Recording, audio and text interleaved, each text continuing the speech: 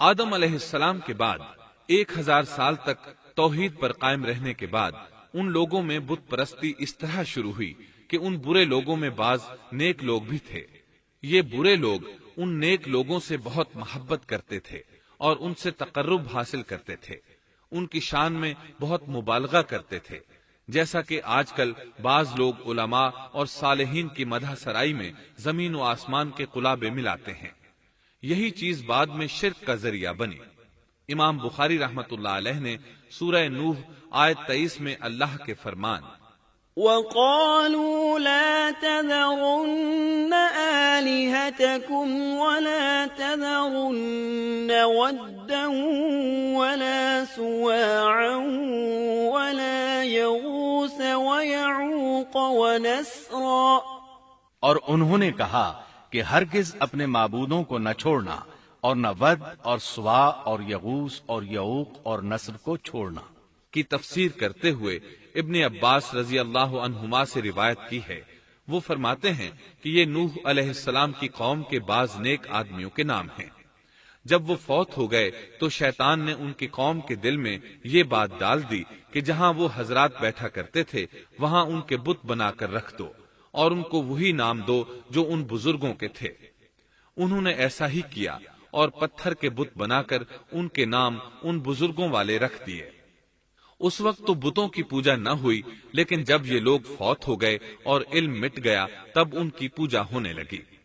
ابن عباس رضی اللہ عنہما فرماتے ہیں نوح علیہ السلام کی قوم کے یہی بت بعد میں عرب میں پوجے گئے، اور اللہ تعالی کے فرمان وَقَالُوا لَا تَذَرُنَّ آلِهَتَكُمْ وَلَا تَذَرُنَّ وَدًّا وَلَا سُوَاعًا وَلَا يَغُوثَ وَيَعُوقَ وَنَسْرًا کا یہی مطلب ہے، یعنی ان نیک بزرگوں کے بت بنا لیے گئے اور آہستہ آہستہ ان کی پوجا شروع کر دی گئی، اور سب لوگوں نے ایک اللہ کی عبادت سے انکار کر دیا۔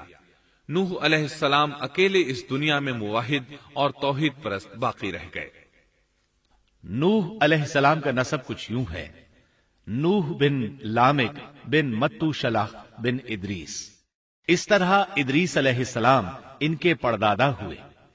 اس وقت لوگوں کی عمریں بہت طویل ہوتی تھیں، اس لیے ہم کہہ سکتے ہیں کہ ادریس علیہ السلام کئی 100 سال زندہ رہے اور نوح علیہ السلام 1000 سال سے بھی زیادہ عرصہ زندہ رہے۔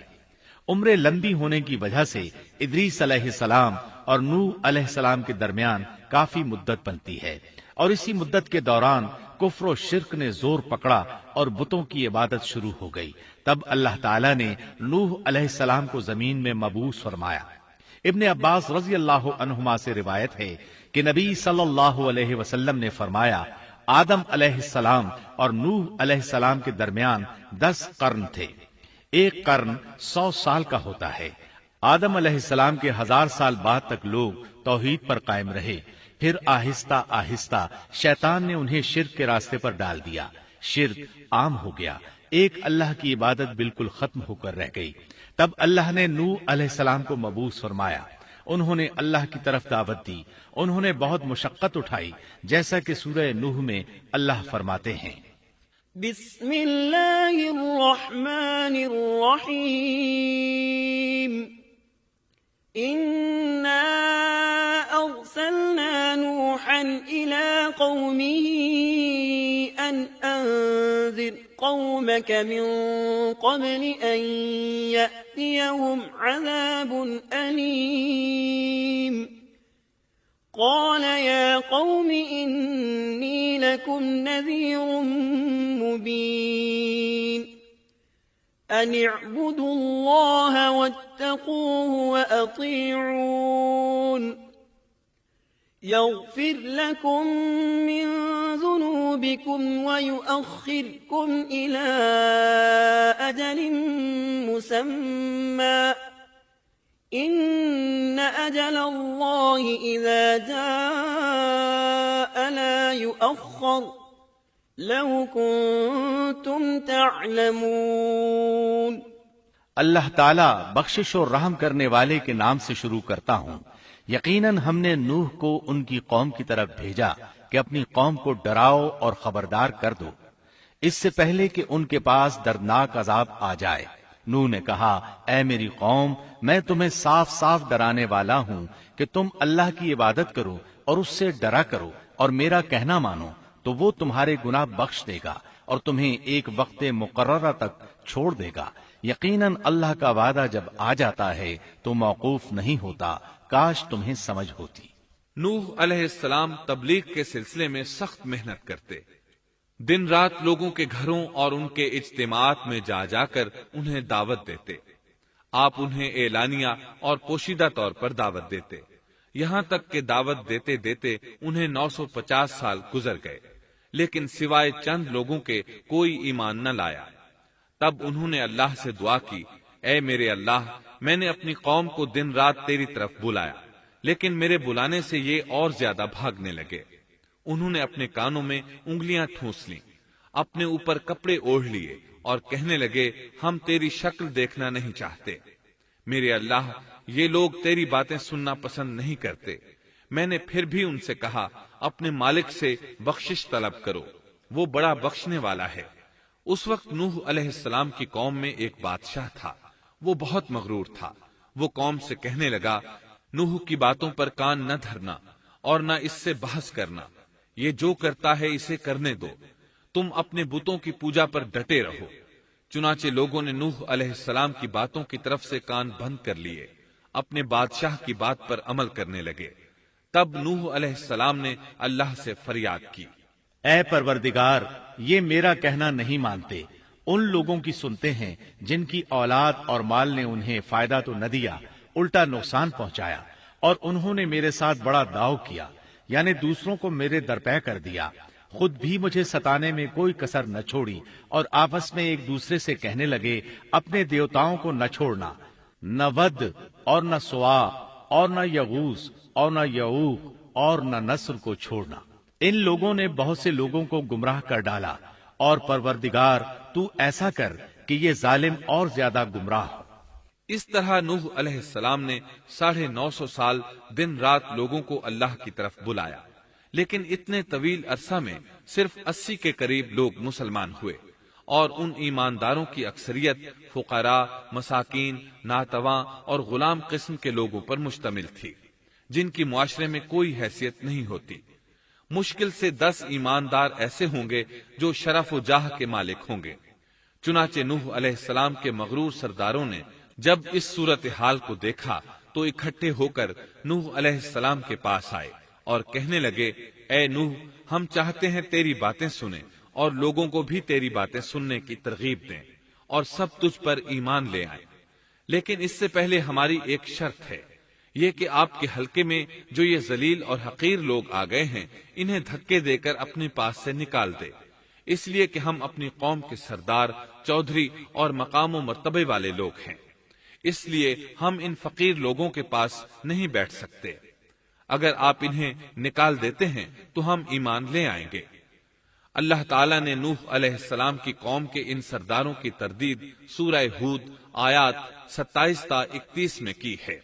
اللہ تعالیٰ فرماتے ہیں، فقال الملأ الذين كفروا من قومه ما نراك إلا بشرا مثلنا وما نراك اتبعك إلا الذين هم أراذلنا بادي الرأي وما نرى لكم علينا من فضل بل نظنكم كاذبين قال يا قوم أرأيتم إن كنت على بينة من ربي وآتاني رحمة من عنده فعميت عليكم أنلزمكموها وأنتم لها كارهون۔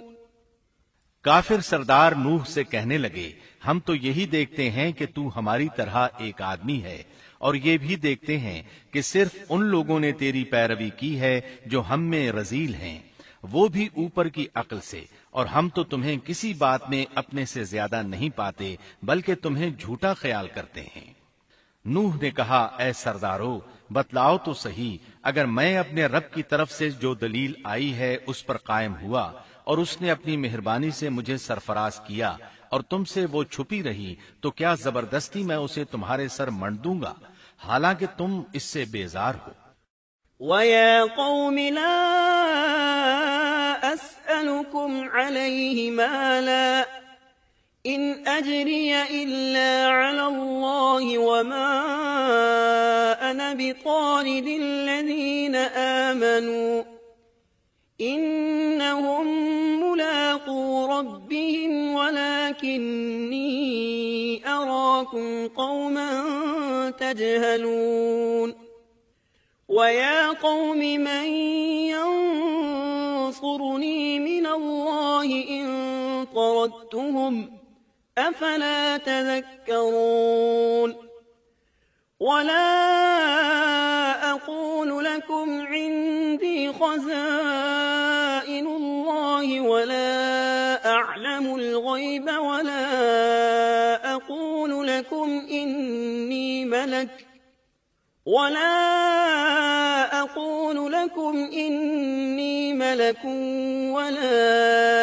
أَقُولُ لِلَّذِينَ تَزْدَرِي أَعْيُنُكُمْ لَن يُؤْتِيَهُمُ اللَّهُ خَيْرًا اللَّهُ أَعْلَمُ بِمَا فِي أَنفُسِهِمْ إِنِّي إِذًا لَّمِنَ الظَّالِمِينَ۔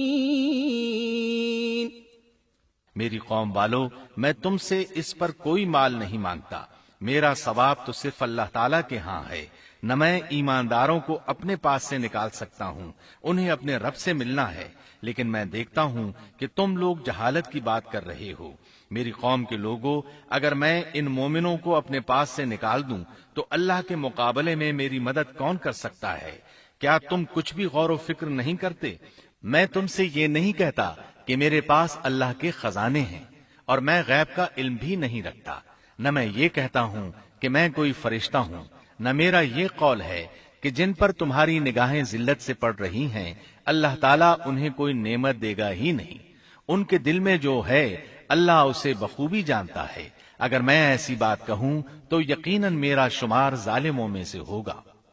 اس پر نوح علیہ السلام کی قوم اور اکڑ گئی اور وہ کہنے لگے، اے نوح، بس بہت ہو گیا، تو نے ہمیں بہت ڈرا دھمکا دیا، اب اگر تو سچا ہے تو جس چیز کا وعدہ تو ہم سے کرتا تھا اس کو لے آ۔ نوح علیہ السلام نے ان کی بات سن کر کہا، عذاب لانا تو اللہ کا کام ہے، اللہ کو کوئی عاجز نہیں کر سکتا، اور جب اس کا عذاب آ جائے گا تو کوئی بھاگ نہیں سکے گا۔ اس کے بعد نوح علیہ السلام کی قوم کا ان سے آمنا سامنا ہوا تو انہوں نے ان سے کہا، اے میری قوم، اگر تم پر یہ گراں گزرتا ہے کہ میں تم میں رہتا ہوں اور تمہیں اللہ کی باتیں سنا رہا ہوں، تم اس سے چڑھتے ہو اور مجھے نقصان پہنچانے کے درپے رہتے ہو، تو سنو، میں صاف کہتا ہوں، مجھے تمہارا کوئی خوف نہیں، تمہاری کوئی پرواہ نہیں، تم سے جو ہو سکے کر گزرو، میرا جو بگاڑ سکتے ہو بگاڑ لو، تم اپنے شریکوں اور جھوٹے معبودوں کو بھی بلا لو اور مل جل کر مشورے کر کے بات کھول کر پوری قوت کے ساتھ مجھ پر حملہ کرو، تمہیں قسم ہے تم میرا جو بگاڑ سکتے ہو بگاڑ لو، اس میں کوئی کسر اٹھا نہ رکھو، مجھے بالکل مہلت نہ دو، اچانک مجھے گھیر لو، میں بالکل بے خوف ہوں، اس لیے کہ تمہارے راستے کو میں باطل جانتا ہوں، میں حق پر ہوں، حق کا ساتھی اللہ ہوتا ہے، میرا بھروسہ اسی عظیم ذات پر ہے، مجھے اس کی قدرت کی بڑائی معلوم ہے۔ نوح علیہ السلام نے واضح الفاظ میں اپنی قوم کو چیلنج دیا، لیکن کسی میں طاقت نہ ہوئی کہ وہ نوح علیہ السلام کا مقابلہ کر سکے، چنانچہ کہنے لگے، اسے چھوڑ دو، یہ مجنون اور بے وقوف ہے، نعوذ باللہ۔ بہرحال معاملہ اسی طرز پر چلتا رہا، یہاں تک کہ سال ہر سال گزر گئے، لیکن کوئی مسلمان نہ ہوا۔ پھر پہاڑ پر رہنے والے لوگ روز بروز برائی میں ترقی کرتے چلے گئے، اور جو لوگ شروع میں ایمان لائے تھے ان کے علاوہ اور کوئی شخص ایمان نہ لایا۔ نوح علیہ السلام انہیں مسلسل دعوت دیتے رہے مگر بے اثر۔ یہاں تک کہ اللہ تعالیٰ نے نوح علیہ السلام کی طرف وحی کی کہ اب کوئی شخص ایمان نہیں لائے گا۔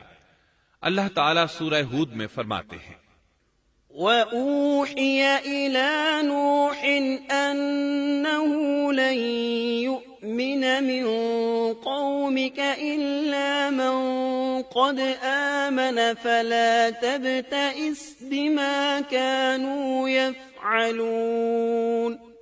نوح کی طرف وحی کی گئی کہ آپ کی قوم میں سے جو ایمان لا چکے ہیں ان کے سوا اور کوئی اب ایمان نہیں لائے گا، پس آپ ان کے کاموں پر غمگین نہ ہوں۔ مطلب یہ تھا کہ آپ غم نہ کریں، اللہ کا حکم اب پورا ہونے والا ہے۔ غور فرمائیں، نوح علیہ السلام کے جذبے کو دیکھیے، مسلسل 950 سال تک دعوت دیتے رہے، لوگ انہیں جھٹلاتے رہے، لیکن پھر بھی ان سے نا امید نہ ہوئے۔ اب جب کہ اللہ کی طرف سے وحی آ گئی کہ ان میں سے اور کوئی ایمان نہیں لائے گا اور کسی میں طاقت نہیں کہ انہیں ہدایت عطا فرمائے، تو نوح علیہ السلام نا امید ہو گئے اور انہوں نے اپنی قوم پر بد دعا کی۔ اس کا ذکر اللہ تعالیٰ نے سورہ نوح آیات 26 تا 28 میں کیا ہے۔ وَقَالَ نُوحٌ رَبِّ لَا تَذَرْ عَلَى الْأَرْضِ مِنَ الْكَافِرِينَ دَيَّارًا إِنَّكَ إِن تَذَرْهُمْ يُضِلُّوا عِبَادَكَ وَلَا يَلِدُوا إِلَّا فَاجِرًا كَفَّارًا رَبِّ اغْفِرْ لِي وَلِوَالِدَيَّ وَلِمَن دَخَلَ بَيْتِيَ مُؤْمِنًا وَلِلْمُؤْمِنِينَ وَالْمُؤْمِنَاتِ وَلَا تَزِدِ الظَّالِمِينَ إِلَّا تَبَارًا۔ نوح نے کہا، اے میرے پروردگار، تو روئے زمین پر کسی کافر کو رہنے سہنے والا نہ چھوڑ، اگر تو انہیں چھوڑے گا تو یہ یقیناً تیرے اور بندوں کو بھی گمراہ کر دیں گے، اور ان کے ہاں جو اولاد ہوگی وہ بھی بدکار ناشکرے ہوں گے۔ اے میرے پروردگار، تو مجھے اور میرے ماں باپ کو اور جو بھی ایماندار ہو کر میرے گھر آئے اور تمام مومن مردوں اور عورتوں کو بخش دے، اور کافروں کو سوائے ہلاکت کے اور کچھ نہ دے۔ اللہ تعالیٰ فرماتے ہیں کہ جب نوح علیہ السلام نے ہمیں مدد کے لیے پکارا تو پھر ہم نے اس کی مدد کی اور اسے ایک بڑی کشتی بنانے کی وحی کی، لیکن نوح علیہ السلام نہیں جانتے تھے کہ وہ اتنی بڑی کشتی کیسے بنائے، اور نہ ہی وہ بڑھئی تھے کہ اس کام سے واقف ہوتے۔ اس لیے اللہ تعالیٰ نے ان کی طرف یہ وحی کی کہ ہماری آنکھوں کے سامنے اور ہماری وحی کے مطابق ایک کشتی تیار کرو۔ اللہ نے وحی کے ذریعے ان کی رہنمائی کی کہ وہ اس طرح کریں، اور مزید تعلیم کے لیے جبرائیل علیہ السلام کو بھیج دیا۔ وہ انہیں بتلاتے گئے کہ اس طرح کشتی تیار کرو۔ نوح علیہ السلام ایک پہاڑ پر رہتے تھے، ان کے ارد گرد درخت نہیں تھے، نہ پانی تھا، چنانچہ انہوں نے بہت سے درخت اگائے، پھر ان کو کاٹا اور پہاڑ پر بیٹھ کر کشتی تیار کرتے رہے۔ آپ بڑے بڑے تختے بناتے اور لوہا لاتے اور ان سے کیل تیار کرتے، پھر ان کیلوں کو تختوں میں ٹھوکتے، آپس میں ان تختوں کو ملاتے، یہاں تک کہ ایک بہت بڑی مضبوط اور دیو ہیکل کشتی تیار ہو گئی۔ ایک روایت کے مطابق نوح علیہ السلام نے اس کو 100 سال میں تیار کیا۔ یہ تھی وہ کشتی جسے نوح علیہ السلام نے اللہ کی ہدایت کے مطابق تیار کیا تھا۔ سورۃ القمر آیت 13 میں ارشاد ہوتا ہے، وَحَمَلْنَاهُ عَلَى ذَاتِ أَلْوَاحٍ وَدُسُرٍ، اور ہم نے نوح کو اس کشتی میں سوار کیا جو تختوں اور کیلوں سے بنی ہوئی تھی۔ نوح علیہ السلام نے دعوت کا کام چھوڑ دیا اور کشتی بنانے لگے۔ وہ لوگ جب انہیں کشتی بناتے دیکھتے تو ان کا مذاق اڑاتے، کہتے، نوح پہلے تو نبی تھا، اب بڑھئی بن گیا۔ مزید کہتے، یہ کیسا مجنون ہے کہ پہاڑ پر کشتی بنا رہا ہے، تعجب ہے اس پر۔ اللہ نے ان کافروں کے مذاق کا ذکر سورہ ہود آیات 38 اور 39 میں کیا ہے۔ وَيَصْنَعُ الْفُلْكَ وَكُلَّمَا مَرَّ عَلَيْهِ مَلَأٌ مِّن قَوْمِهِ سَخِرُوا مِنْهُ قَالَ إِن تَسْخَرُوا مِنَّا فَإِنَّا نَسْخَرُ مِنكُمْ كَمَا تَسْخَرُونَ فسوف تعلمون من يأتيه عذاب يخزيه ويحل عليه عذاب مقيم۔ نوح کشتی بنانے لگے، اس کی قوم کی جو جماعت اس کے پاس سے گزرتی وہ اس کا مذاق اڑاتی۔ وہ کہتے اگر تم ہمارا مذاق اڑاتے ہو تو ہم بھی تم پر ایک دن ہنسیں گے جیسے تم مسخرہ پن کر رہے ہو۔ تمہیں بہت جلد معلوم ہو جائے گا کہ کس پر عذاب آتا ہے جو اسے رسوا کرے اور اس پر ہمیشہ کا عذاب اتر آئے۔ اس کشتی کا حلیہ ابن عباس رضی اللہ عنہما سے ایک روایت میں یوں آیا ہے۔ وہ بیان کرتے ہیں کہ نوح علیہ السلام نے پہاڑ پر ایک کشتی تیار کی اور اسے تارکول سے لت پت کیا۔ اسی وقت سے تارکول کا ظہور ہوا۔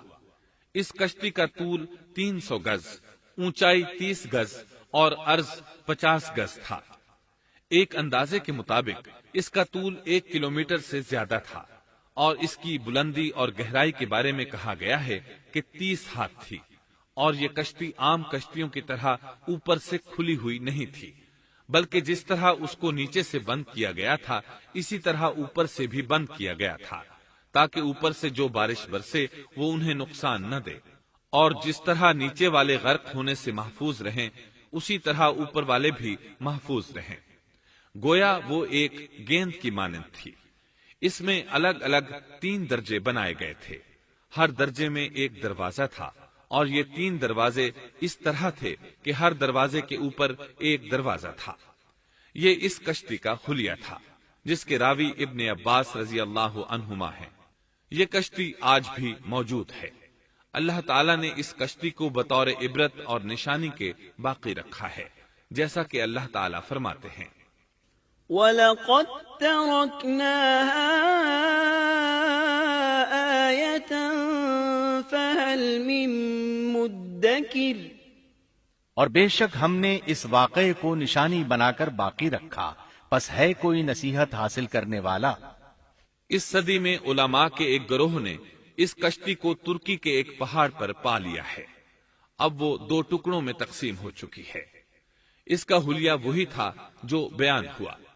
اللہ کا فرمان سچا ثابت ہو گیا کہ ہم نے اس کو نشانی بنا کر باقی رکھا ہے۔ اس کے بعد طوفان آیا۔ اللہ تعالیٰ نے نوح علیہ السلام کو اس طوفان کے ظہور کی ایک نشانی اور علامت بتلائی تھی۔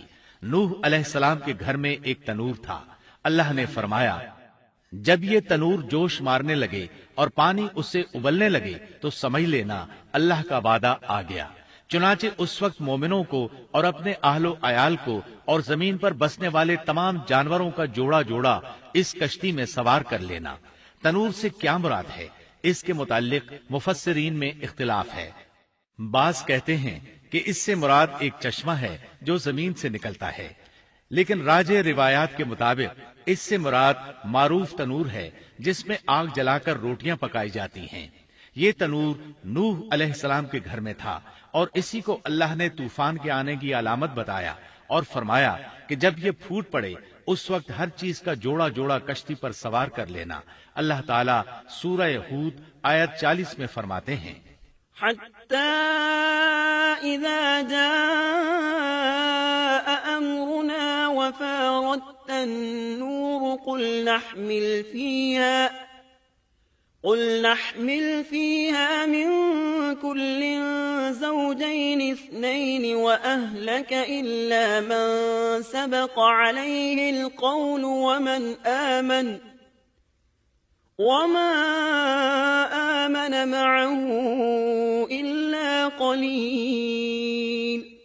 یہاں تک کہ جب ہمارا حکم آ پہنچا اور تنور ابلنے لگا، ہم نے کہا اس کشتی میں ہر قسم کے جوڑے دوہرے سوار کر لے اور اپنے گھر کے لوگوں کو بھی سوائے ان کے جن پر پہلے سے بات پڑ چکی ہے، اور سب ایمان والوں کو بھی۔ اس کے ساتھ ایمان لانے والے بہت ہی کم تھے۔ کشتی میں سوار ہونے والوں کی تعداد 80 بتائی جاتی ہے۔ چنانچہ جب تنور جوش مارنے لگا تو نوح علیہ السلام کشتی میں سوار ہو گئے۔ کشتی ان کی بستی میں لوگوں سے دور پہاڑ پر تھی۔ اللہ کی قدرت کہ تمام قسم کے جانور بھی کشتی کے پاس آ گئے۔ نوح علیہ السلام نے انہیں بھی سوار کر لیا۔ اللہ تعالیٰ سورۃ القمر آیات 11 اور 12 میں فرماتے ہیں، ففتحنا أبواب السماء بماء منهمر وفجرنا الأرض عيونا فالتقى الماء على أمر قد قدر۔ پس ہم نے آسمان کے دروازوں کو زور کی بارش سے کھول دیا اور زمین کے چشموں کو جاری کر دیا، پس اس کام پر جو پانی مقرر کیا گیا تھا خوب جمع ہو گیا۔ آسمان سے نازل ہونے والا اور زمین سے نکلنے والا پانی کتنا تھا، اس کا اندازہ اللہ ہی کو ہے۔ بہرحال اس پانی نے زمین پر رہنے والے انسان، چوپائے، حیوانات، غرض ہر چیز کو غرق کر دیا۔ اس بارے میں اللہ فرماتے ہیں، نوح نے اپنی قوم سے تنگ آ کر ہمارے حضور دعا کی، ہم تو ہیں ہی بہترین طور پر دعاؤں کے قبول کرنے والے۔ فوراً ان کی دعا قبول کر لی اور اس تکلیف اور ایذا سے انہیں بچا لیا جو انہیں کفار سے روزمرہ پہنچ رہی تھی، اور ان کی اولاد کو ہم نے باقی رہنے والی بنا دیا، یعنی انہی کی اولاد سے پھر سے دنیا آباد ہوئی، کیونکہ صرف وہی لوگ بچے تھے جو کشتی پر سوار تھے، اور ہم نے ان کا ذکر خیر پچھلوں میں باقی رکھا۔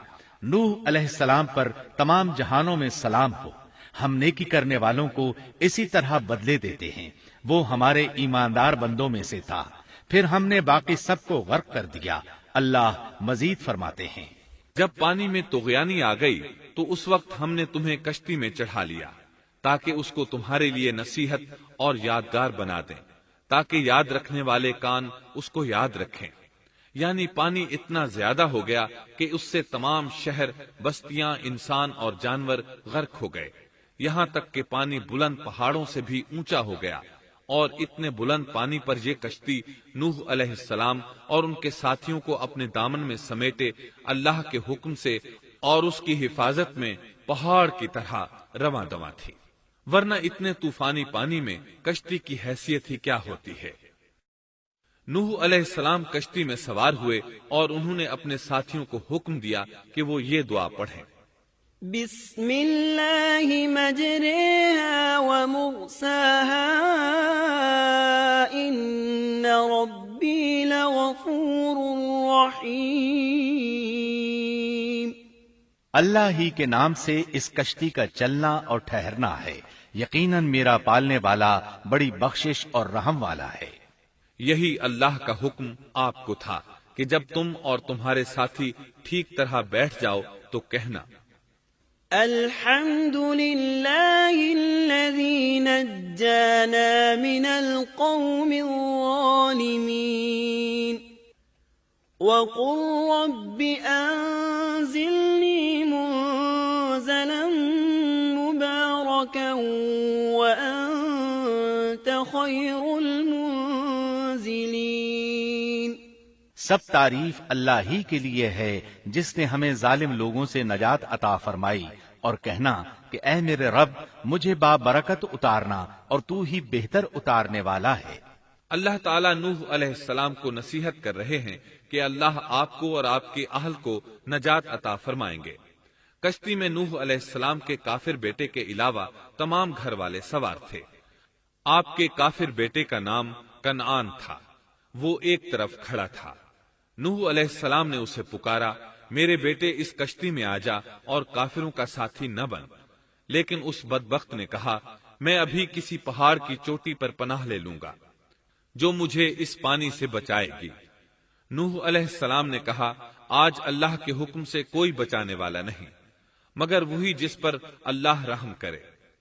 باپ اور بیٹے کے درمیان یہ گفتگو جاری تھی کہ ایک طوفانی موج نے اسے اپنی زد میں لے لیا اور اسے غرق کر دیا۔ نوح علیہ السلام سے اللہ نے وعدہ کر رکھا تھا کہ اللہ تعالیٰ اس کے اہل کو نجات عطا فرمائے گا۔ چنانچہ جب آپ کی آنکھوں کے سامنے آپ کا بیٹا غرق ہو گیا تو وہ پکار اٹھے، اے اللہ، میرا بیٹا میرے گھر والوں میں سے تھا اور تو نے مجھ سے وعدہ کیا تھا کہ میرے گھر والوں کو نجات عطا فرمائے گا، اور تو تمام حاکموں سے بہتر حاکم ہے، لہذا ناممکن ہے کہ تیرا وعدہ پورا نہ ہو۔ واضح ہو کہ نوح علیہ السلام کا اپنے بیٹے کے بارے میں بات کرنا بطور استفسار تھا، بطور بحث نہیں تھا، آپ وضاحت چاہتے تھے۔ اللہ تعالیٰ نے فرمایا، اے نوح، وہ تیرے اہل سے نہیں تھا کیونکہ وہ کافر تھا۔ کفر نسب کو ختم کر دیتا ہے۔ ایک مومن کا دوسرے مومن سے تعلق ایک مسلمان بھائی کے کافر بھائی سے تعلق سے زیادہ بڑا ہے، اور حقیقی اخوت وہ ہے جس کی بنیاد ایمان پر ہو۔ کفر تو نسبی تعلق کو کاٹ دیتا ہے، اس لیے اللہ نے یہ نہیں فرمایا کہ وہ کافر ہے، بلکہ یہ فرمایا کہ وہ تیرے اہل سے نہیں ہے۔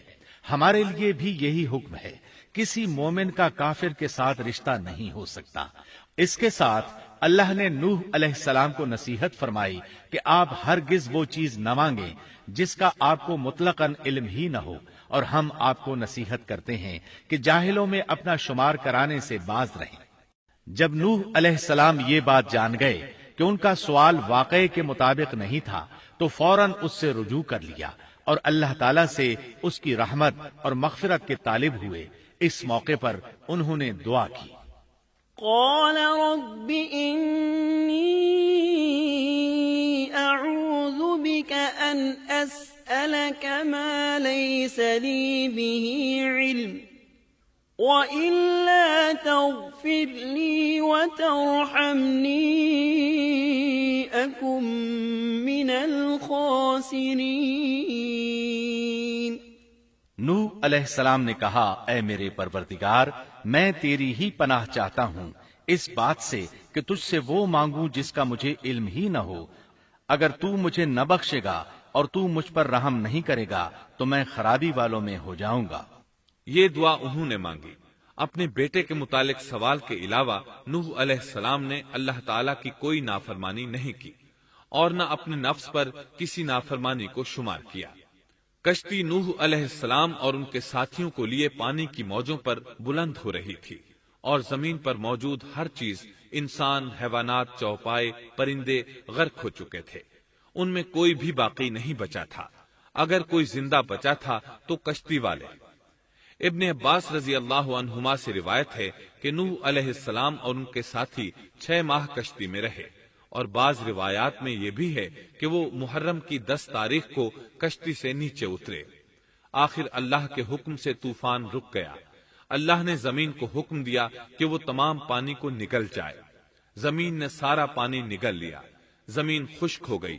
اللہ تعالیٰ سورہ ہود آیت 44 میں فرماتے ہیں، وقيل يا أرض ابلعي ماءك ويا سماء أقلعي وغيض الماء وقضي الأمر واستوت على الجودي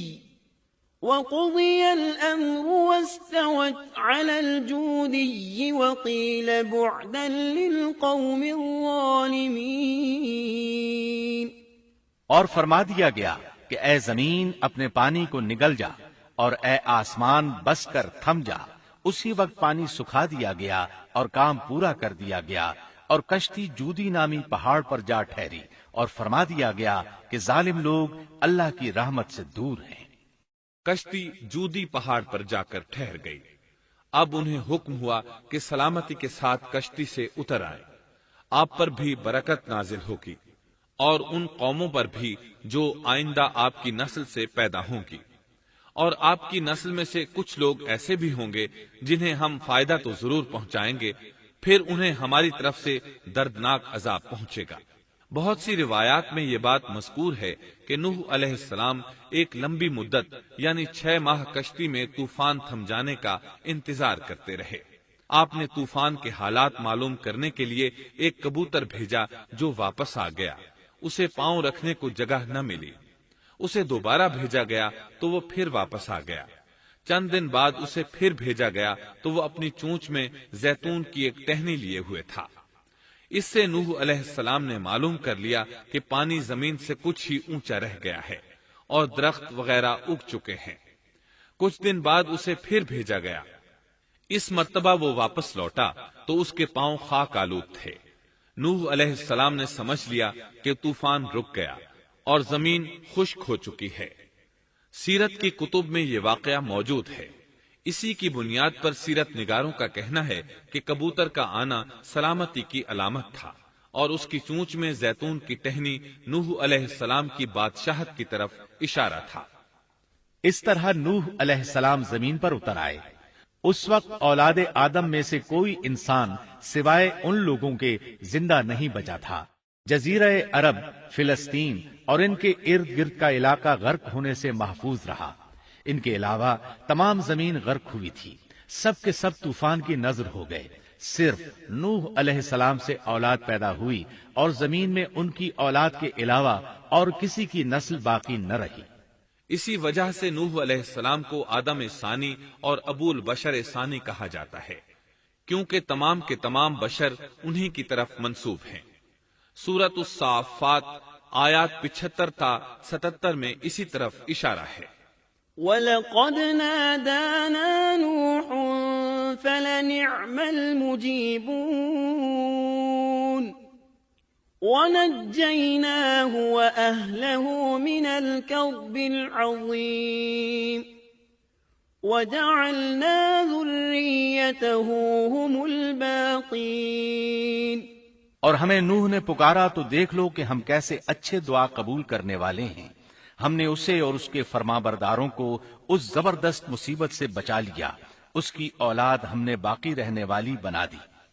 ایک دوسرے مقام پر اللہ تعالیٰ دیگر امم اور رسولوں کے متعلق کلام کرتے ہوئے فرماتے ہیں، اے ان لوگوں کی اولاد جنہیں ہم نے نوح کے ساتھ چڑھا لیا تھا، وہ ہمارا بڑا ہی شکر گزار بندہ تھا۔ نوح علیہ السلام کے 3 بیٹے تھے، سام، حام اور یافس۔ سام کی نسل زیادہ تر سفید رنگت کی تھی اور بہت کم لوگ ان میں سیاہ فام تھے، البتہ کچھ ان میں گندمی تھے۔ حام کی اولاد کی اکثریت سیاہ فام تھی، ان میں بہت کم لوگ سفید رنگ کے تھے، اور یافس کی اولاد سرخی مائل رنگ کی تھی۔ عرب اور بنو اسرائیل سام کی اولاد ہیں، تمام حبش حام کی اولاد ہیں، ترک اور مشرقی ایشیا کے لوگ یافس کی اولاد ہیں۔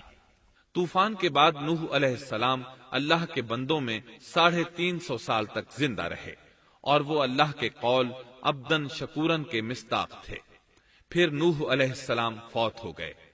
راجح ترین روایات کے مطابق آپ مکہ میں دفن ہوئے، ایک دوسری روایت کے مطابق آپ لبنان میں دفن ہوئے۔